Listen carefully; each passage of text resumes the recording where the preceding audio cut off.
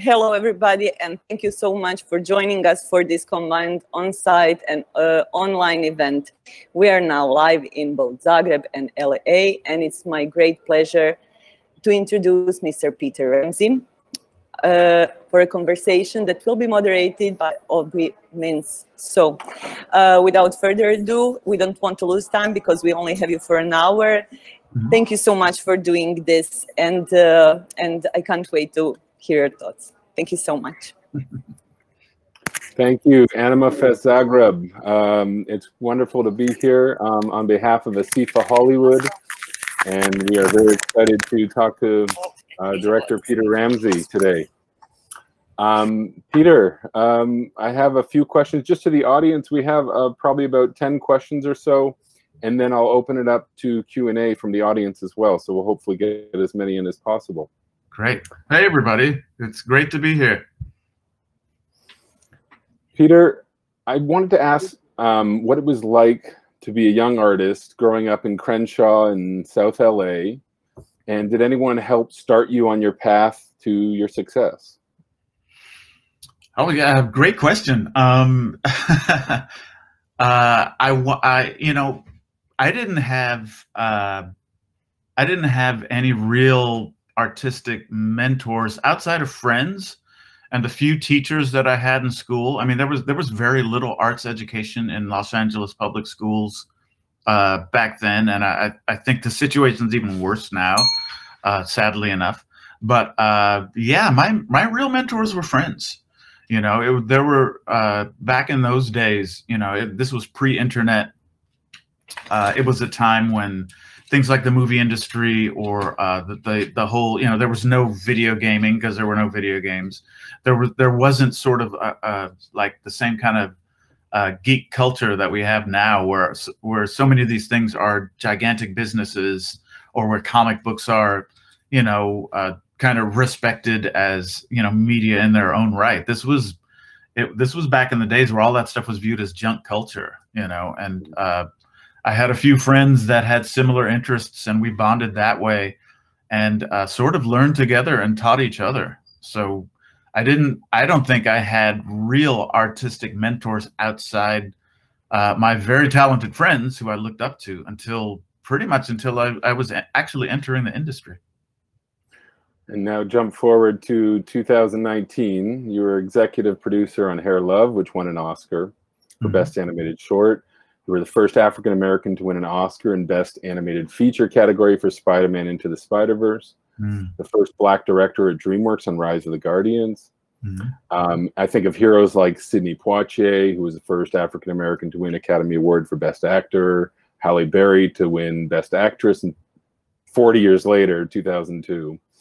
I read a great tweet after Frank Abney, Black animator at Pixar, watched Spider-Verse and said the highlight was when his son said, "I want to be Spider-Man like Miles Morales." He already knew Spider-Man, but now he can identify. So now we have mentors. How does the impact of all these achievements hit you, Peter? It's so strange. I mean, I always have you know, what they call imposter syndrome, because you know, I'm largely self-taught. I've just kind of stumbled my way through years and years of learning things by trial and error. So I'm always thinking I missed something, or that, you know, if I'd gone to college and you know, taken all the right steps, that there's some magical formula that I'd know that everybody else does. And, you know, I'm old enough now that I realize, well, that's not necessarily the case. But yeah, it's a funny thing for people to look at you as some sort of you know, pioneer or role model or hero, when honestly, I think most people working creatively are just kind of consumed with the idea of getting it right. You know, just making sure that their work is kind of achieving the goals they want it to live up to. You know, it's a careers, for anyone. I think there's a lot of luck involved. There's, you know, years and years of preparation with no reward, or it's a lot of times no thought of reward. You're just exploring for the love of it. And that a lot of times that turns into being in the right place at the right time with the right amount of preparation, that you can sort of step into the place where apparently you're meant to be. And over and over in my career, that was kind of the case. And people ask me all the time, what's the #1 piece of advice you would give somebody who wants a career in this field? And I say persistence.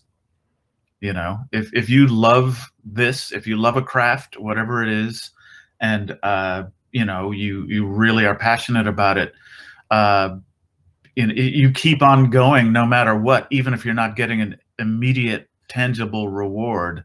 And if you just keep going, sooner or later some door is going to open up. You're going to run into something at some point. It just feels almost inevitable to me. Well, it's wonderful. Well, you ran into several people that you worked with over the last throughout your career, like icons like Spielberg, Ron Howard, John Singleton, Rachel Talalay. The list goes on and on. Is there something you've noticed, like working with such icons, or any words of wisdom that they've imparted to you that you want to impart to others? Oh God, yeah, absolutely. One of the biggest things I learned, you know, when I started working professionally, after wanting to do it for so long and looking up to so many of these filmmakers, was seeing them in action and seeing how much doubt they go through, seeing how much of their process is trial and error, seeing how many times they fail and sort of have to regroup and try another direction or another just another set of ideas. And it just kind of taught me the value of resilience and of realizing that you don't always have the right answer the first time, and that's fine. You know, and I think part of what makes these people successful is their ability to embrace that. So they don't have a fear of making the wrong decision or failing, because they know that, you know, if you learn from a mistake quickly, you can go another way and try something else. And so, or learn what, you know, sometimes the mistake gives you something good that you can adapt to and work with. So I think it sort of helps people build a sort of intellectual fearlessness to a degree when they realize that a mistake is not the end of the world. You know, it frees you from a kind of paralysis. That's one of the biggest things I learned. I was working with I was lucky enough to work with Francis Coppola on Bram Stoker's Dracula, and it was one of the greatest learning experiences of my life. And you know, I asked Francis one day, because, you know, I was a young guy and I was, you know, trying to write and I wanted to direct, and I said, God, do you ever like have problems with doubt? Do you ever struggle with self-doubt?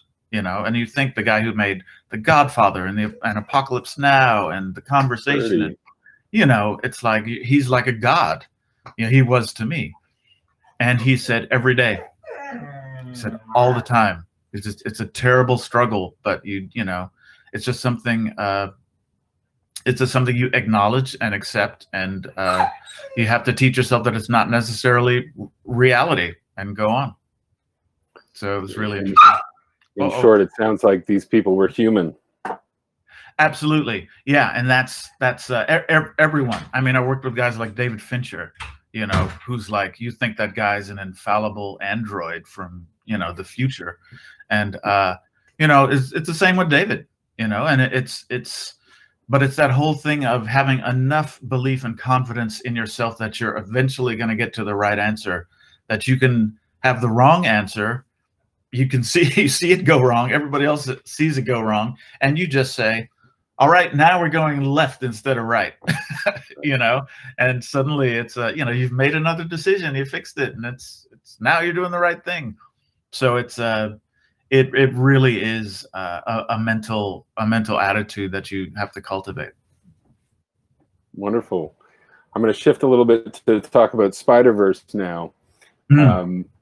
You've made several other films. None have quite resonated with the audience in the same way as Spider-Verse has. What do you think it is about this film that reached so many? Yeah, I think Spider-Verse had the combination kind of, there's a winning combination. If you have something that's familiar and loved, but it's presented in an entirely new way so that it's a surprise, that seems to be something that really really has a huge impact. And so much of what we were trying to do with Spider-Verse was sort of built around the idea of, well, this is a new Spider-Man movie.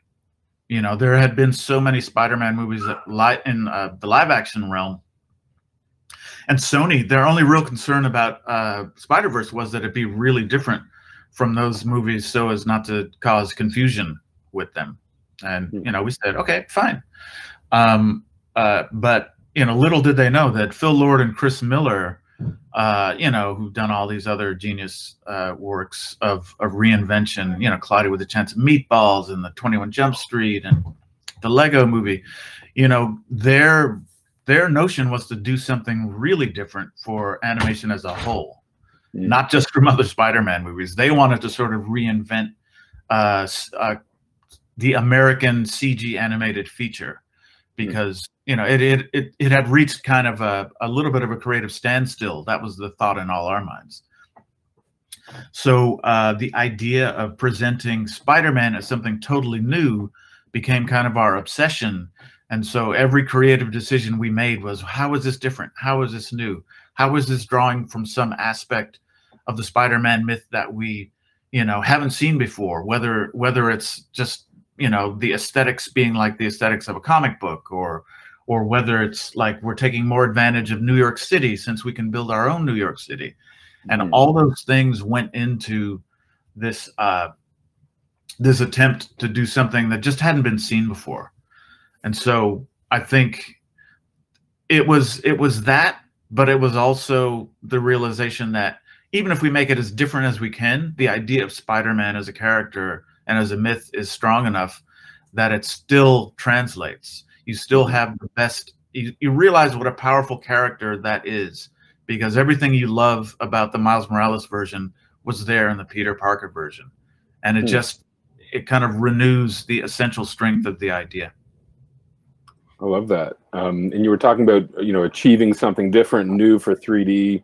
You know, there was so much happening on the screen at any given time, from environment to camera, like the two-tone comic, 3D textures, frames, lighting, not to mention the timing, like brilliant timing, and of the animation and the cuts. It had such rhythm to it.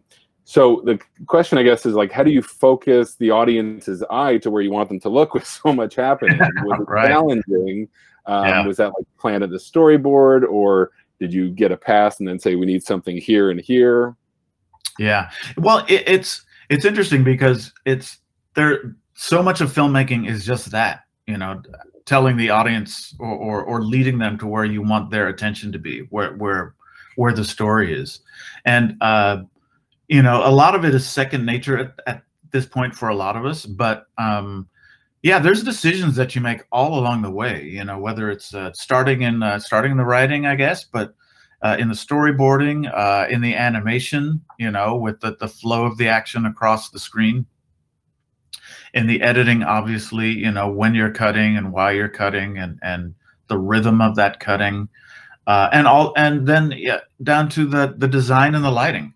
You know, every pretty much, you know, we got into the mentality, you know, and I should just stop. I want everybody to know, I am like 1/5 of a team of really brilliant people, you know. So there's like, I can't, as I talk about the movie, I can only take credit for some of it, because our team, my co-directors, Bob Persichetti and Rodney Rothman, Phil and Chris, Lord and Bill are our producers, our production designer, Justin Thompson, just absolutely brilliant people that, you know, I was lucky to be in a room with. So, but every decision we made was literally, it was, how do we tell Miles's story with in as expressive a way as possible, to let you know exactly what the characters are feeling in any given moment. That was always our desire, and also there was the desire. Oh, could we make a movie that, like a comic book, you could take out any frame and you would have something that was beautifully designed and that was a clear picture of where the story was at that moment. Nice. So speaking of Miles, the word choice is brought up a lot in this film. From Miles's father telling him he doesn't have a choice at the beginning, to his shoelace being untied, he's saying it's a choice, which ultimately leads to him falling off the building, which is great.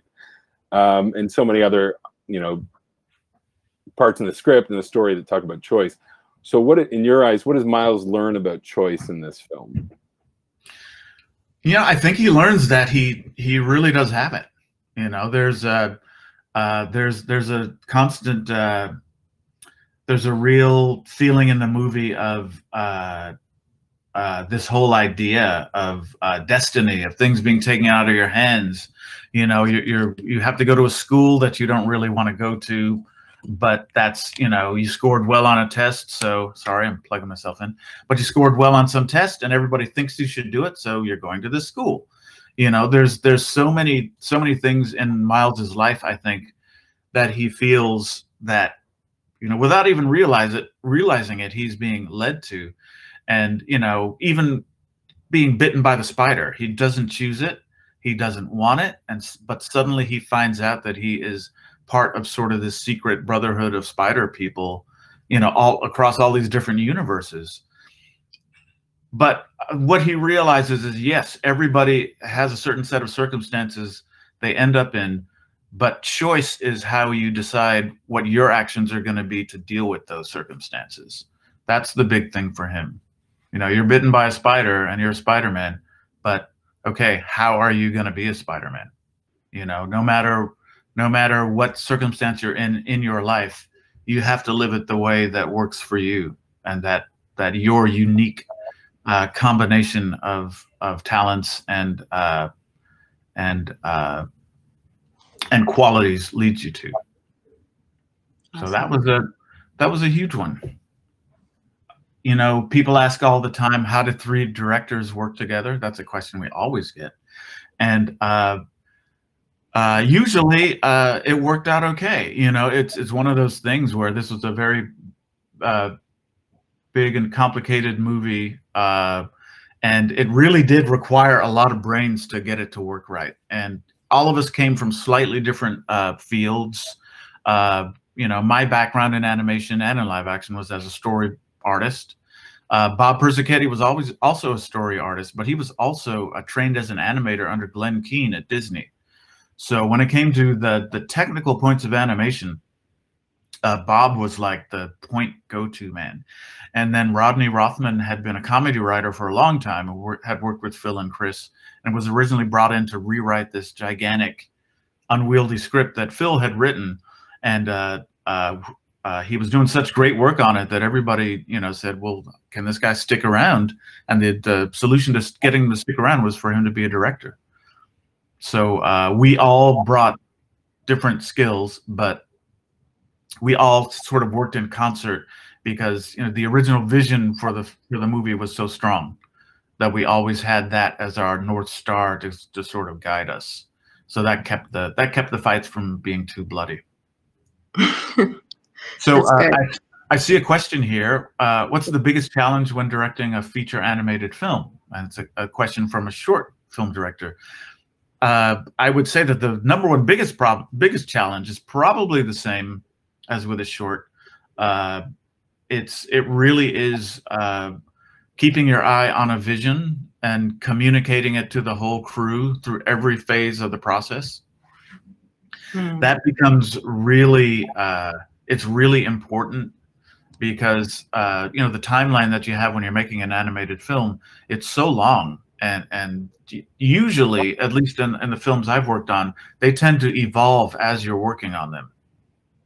So ideas change and they come and go, or you find out that, you know, your original idea or the original way that you were going to tackle a certain sequence or scene, maybe it didn't work as well as it could have, and then you have to rethink it, or there's a new idea that comes in that might force other things to change. So there's a sort of flexibility built into the process, partially because it takes so long, But I think it's also the nature of animation that you can sort of see it as you're working on it. You know, it's not like a live action film where you shoot everything, then you kind of go back and edit and shape it from there. In animation, you're shaping it as you go, as many of you know. So the temptation is to follow up every single new idea. You know, what about this? What about that? What about this? What about that? And that's when you have to have some judgment as to, you know, which new ideas are going to take you towards your original vision and which ones take you away from that. And that, for me, that's one of the biggest challenges. And then remembering that, you know, different people working on the film may have different interpretations of what that vision is, and you have to make sure that as much as possible, people have their eyes on the same vision. And I see a question number 2, and it says, what is the most important thing to keep in mind when working on a project that involves so many people? And it literally is what I was kind of just saying. It literally is getting everybody to see the same ultimate vision, so that everybody's rowing the same way in the boat, you know.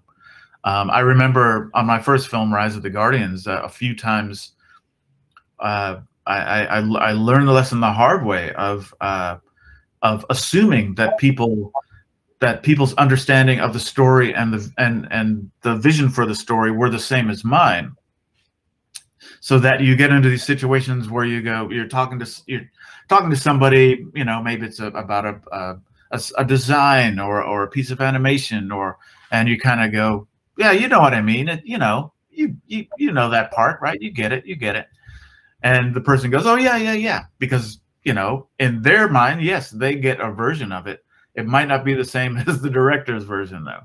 So it becomes very important to find a way to be very clear with everybody that you're working with about what you have in mind, and for them to understand it. I mean, it doesn't have to be a dictatorship. You know, it should, all the answers should come from the story. And that's one of the director's number 1 jobs, is being able to explain the story in such a way that people understand why certain decisions are being made. And that goes from, you know, from the costumes to the lighting to the, you know, to the editing to the sound. You should have an answer for any question that comes up about any aspect of the film, and the answer should come from the story. So the number 1 job of the director is understanding the story. Okay, question number 3. What advice would you give to someone trying to get into the animation industry, especially for a storyboard artist? Good question. I think that, well, the number 1 thing is don't give up. Keep working on whatever it is that you're working on, or what field you're working in.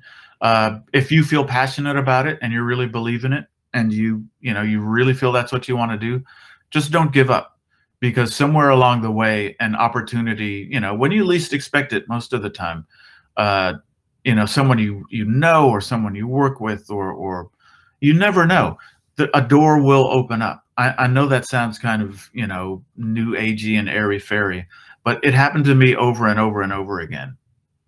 Now, that doesn't come without a lot of work and a lot of time. So a little patience comes into the mix here.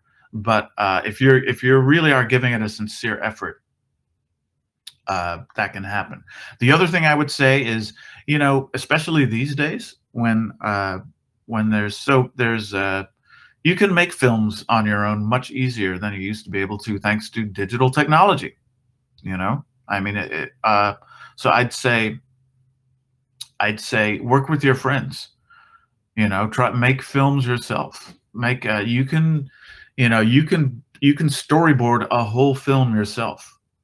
You know, or a short. You know, you can do it. You can edit it, and I promise you, doing that on your own will teach you so much more than a class or waiting for someone else to give you the chance. You know, do it on your own, and you will find that the things that you learn and the where you're driven to go and find answers from other places will teach you so much. And then at the end of the day, you have a a piece of narrative that you can show someone, and you can actually show what you can do. And you know, if you're honest with yourself, you also have a way to judge yourself in your own eyes, because you can look at the film and say, that's really good, or well, that kind of sucks. How can I fix it? So those things, self-education, building networks of friends, of peers on your own level, because you know, someone on your level, it may be you, is going to advance and go on, and you'll want to keep working with the people that you have relationships with and that you know and trust. So a lot of times, you know, it's pulling your friends with you as you go, or your friends pulling you with them. But it all comes down to being creative with other people and pooling your talents, and things happen that way also. So I would say those things. I mean, it mostly has to do with you wanting it and pushing for it, and being ready to take advantage of opportunities as they come. Oh, you know, one more piece of advice I would give: don't be shy about showing people your work. You know, that's one of the ultimately, all this stuff is designed so that it's going to be in front of an audience. So, you know, don't be precious about your work. Show it to other people whenever you get the chance. Get feedback. Learn what works. It's going to hurt when you get negative criticism, but it's going to teach you more than you could ever learn just sitting in your room on your own, staring at the same screen over and over again. And you know, one of those people that is impressed by your work is going to tell someone else, or one of them is going to know some connection you can make, or at the very least, you will gain the confidence of knowing that your work is at a good enough level that an actual audience will appreciate it, and that, you know, when you're going up for a job, that's a big deal. That kind of confidence translates. Okay, question 4. How much pull does the financial side have in your work? Ooh, good question also. Yeah, obviously a lot. It tends to manifest in different ways than people think. I think it's not always you know, decisions about specific scenes or dialogue, and it's not always well, this needs to be more funny, or this needs to be more that. It's interesting. On Spider-Verse, we had the I mean, really the only financial pressure we had was, you can't have any more money. You know, that's the biggest financial pressure of all, I guess. But that financial pressure didn't translate to creative pressure. It didn't translate to, you have to cut this out because we don't like it, or you have to change the color of Spider-Man's costume because we don't like that color. It never really translated to that. And we were very lucky because Phil Lord and Chris Miller, who produced it, had a great relationship with the studio. They had earned that level of trust. So on Spider-Verse, it wasn't, the financial didn't really have an impact on the creative. So I think that obviously varies, but that's the main thing you don't want. It's one thing for people to tell you that, you know, well, you need, you know, $100 million to make this movie. You're only getting 80. That's one thing. You can work with that. The far more dangerous thing is, well, we're giving you $100 million, but guess what? You can't make this movie the way you want to. That's the more dangerous kind of pressure. And luckily, we did not have to deal with it on Spider-Verse. Question 5. Could you talk more about the topic of representation? I'm asking from a point of view of a female director. You've managed to create a universal story that is brilliant and postmodernistic. Thank you very much. When do you think we'll get a Spider-Man that is not just a girl Spider-Man, where the girl is the only description of the character? P.S. I love your work, and oh, you're very welcome. I think, I mean, what we tried hard to do, I think, in Spider-Verse was do that with Miles. That, you know, okay, he's got spider powers, but he's not exactly the same as Peter Parker. You know, Peter Parker was like a little science genius, and he was picked on at school, and he was didn't have parents, and there were a lot of things about Peter Parker that were very different than Miles Morales, and we wanted that. We wanted to make him as different and as authentic in his own right, so that audiences would embrace him as someone real and as someone new and different, you know, as someone specific. And I think, yeah, with when there is a movie about, you know, a female spider person, and I'm 100% positive there will be, I think it'll be the exact same thing there. The thing that makes these characters interesting is not necessarily that they have these spider powers or any superpowers. It's how does that affect the person that they are? And without knowing the person that they are, and without getting a sense of, you know, how that person reacts, or what their problems, or what they're struggling with, you know. The same as in any movie. You know, what makes any character interesting is how they deal with the situations they're put into based on who they are. So yeah, I think that's definitely the aim, and you know, the personality of the character is what's going to determine how they act as a superhero. That's the ultimate thing that you want. You know, that's a good story is all about how does a person deal with changing circumstances, and do they grow, or do they fail? What's the deal based on who they are? So hopefully any of those spider movies would do the exact same thing.